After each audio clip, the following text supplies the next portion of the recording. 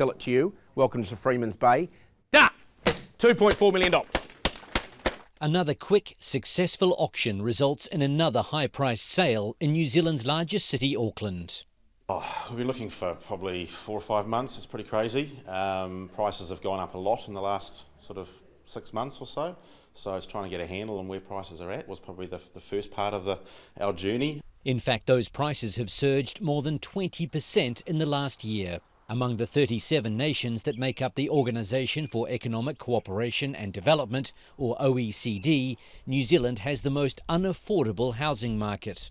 The New Zealand government has taken steps to cool the market, but there are limits to how far it will go, because a strong, buoyant property sector is good for the economy. And in the middle of a global pandemic, when so many other industries like tourism are struggling, the government will take what it can get.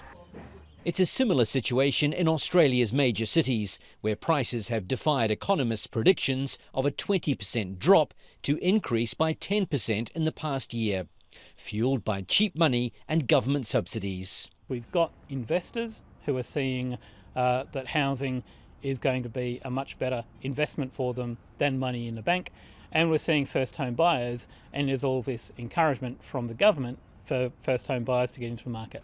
In New Zealand, the property boom is exacerbating a wealth gap that was already widening at an alarming rate.